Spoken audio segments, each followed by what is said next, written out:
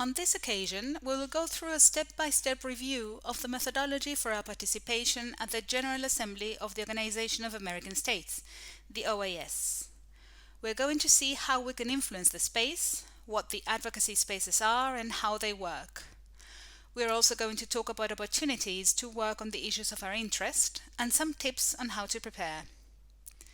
The General Assembly is the highest authority of the OAS, and it takes the shape of a meeting of all the states that make up the OAS.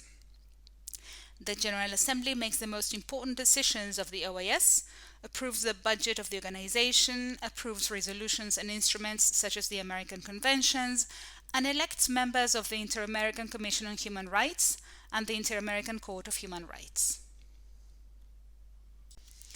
First, we must bear in mind that civil society participation in the OAS happens through registered organizations. Registration grants the organizations a consultative status and implies that the OAS and its organs must articulate with the registered organizations for the fulfillment of their purposes. To register, an organization must have their legal status recognized in one of the OAS states and must submit an application, along with some documents related to their legal status and the purposes of the organization. This request is submitted to the Permanent Council, which is the body that approves the requests. Once an organization is registered, the procedure to participate in the General Assembly is greatly simplified. In any case, unregistered organizations have the chance to participate in the Assembly if they so request. In all cases, each organization can appoint up to 2 representatives to participate in the Assembly. It is important to do the paperwork within the established deadlines. The application for registration can be submitted at any time.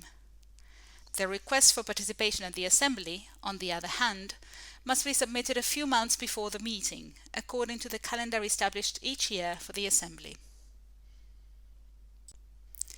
The General Assembly is the most important political decision-making body of the OAS. It is a space of articulation with the states, and it allows us to influence various issues of our interest. First, the Assembly approves the general budget of the organization. This includes the budget of the Inter-American System for the Protection of Human Rights, which is one of the spaces that interest us the most for the protection of human rights. Second, the Assembly approves legally binding resolutions and instruments, such as the Inter-American Conventions. Every year, the Assembly passes a resolution on human rights that contains a chapter on non-discrimination based on sexual orientation, gender identity, and expression. It is important to continue to sustain the advancement of these standards. Third, the Assembly elects commissioners for the Inter-American Commission on Human Rights and judges for the Inter-American Court of Human Rights. For this, candidates are elected by the states. Therefore, it is important to encourage our states to vote for the most progressive candidates so as to protect the integrity of the Inter-American System of Human Rights. There is a risk of regression if those positions are held by conservative people who want to limit the recognition of our rights. Finally, the Assembly is a privileged space for advocacy with the states. This international platform can be very useful to strengthen national advocacy. In our experience, many organizations have improved their ability to dialogue with their states through their participation at the OAS General Assembly. Broadly speaking, there are 2 important advocacy spaces for civil society.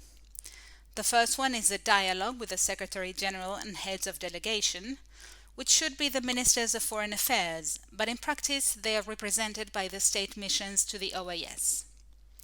On the next slide, we will explain in more detail how civil society organizations participate in the dialogue, but now we will see roughly what the spaces are. This dialogue takes place one day before the General Assembly. The second space is the General Assembly itself, which lasts approximately 2 days. This is a space to influence the resolutions, although advocacy efforts begin much earlier, and we will see that in detail in a little while. Also, as we mentioned before, this is when the elections for members of the Inter-American Commission on Human Rights and the Inter-American Court of Human Rights take place. The participation of civil society is organized through the formation of coalitions. A coalition is a group of 10 or more organizations with a legal status that group themselves based on thematic affinity in a self-managed way. Coalitions must have sub-regional representation, that is, they must include organizations from South America, Central America, and North America. Additionally, each year a national coalition of organizations from the country that is hosting the assembly joins the dialogue. In the space of dialogue with the Secretary General and heads of delegation, these coalitions, there's 31 of them at the moment, present a position paper on the topic of the assembly for approximately 3 minutes. Each year, at the suggestion of the host country, the assembly chooses a central topic for its political discussions. The second advocacy space for the coalitions is during the assembly itself. In the assembly, there's a space where resolutions are negotiated, which is a general committee. We will explain in detail later. The coalitions can be observers of this negotiation through their representatives. All the work of the coalitions is supported through articulation with the OAS section that is in charge of the relations with civil society. This division channels the concerns of the coalitions and organizes the work of the OAS with civil society. As noted, the General Assembly passes resolutions every year. The resolution process is as follows. A country or group of countries presents a draft resolution several months before the Assembly, which is initially discussed by the Committee on Juridical and Political Affairs, CAJP by its acronym in Spanish. This is a group of representatives from every OAS state. If there is agreement on the text at this space, the draft reaches the General Assembly as a closed and consensual draft resolution. If there is no agreement, it is discussed again during the Assembly at the General Committee, where state representatives participate again.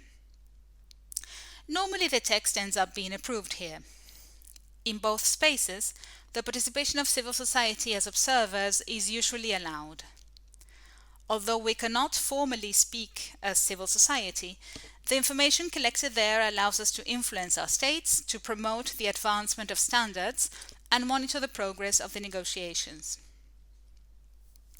The other important point of work is the follow-up to the elections of commissioners of the Inter-American Commission on Human Rights and judges of the Inter-American Court of Human Rights.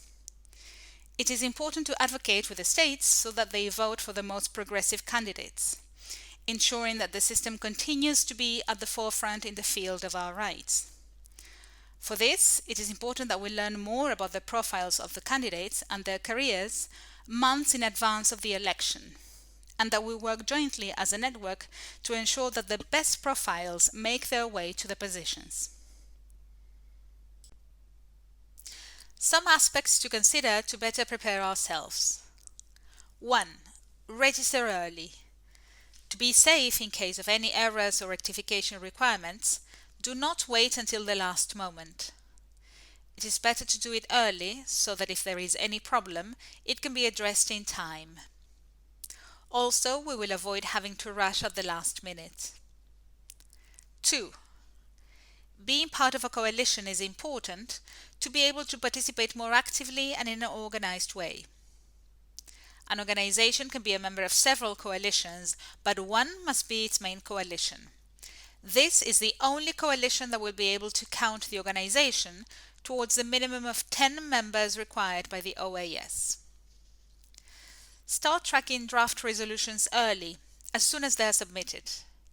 This implies being able to have conversations with the missions in Washington, which are the permanent missions of the states to the OAS, and also conversations with the foreign ministries in the capitals. Getting to this conversation on time is vital for effective advocacy work. 4. Having an advocacy agenda is key to all our work. For this, it is necessary to plan the follow-up of the resolutions in advance and check if elections are being held for the Inter-American System positions. Additionally, in some circumstances and for some organizations, it is important to take advantage of the General Assembly space to visibilize what is happening at the national level. This is important for organizations in the host country, but is equally true for any other. For all this, the advocacy agenda is key.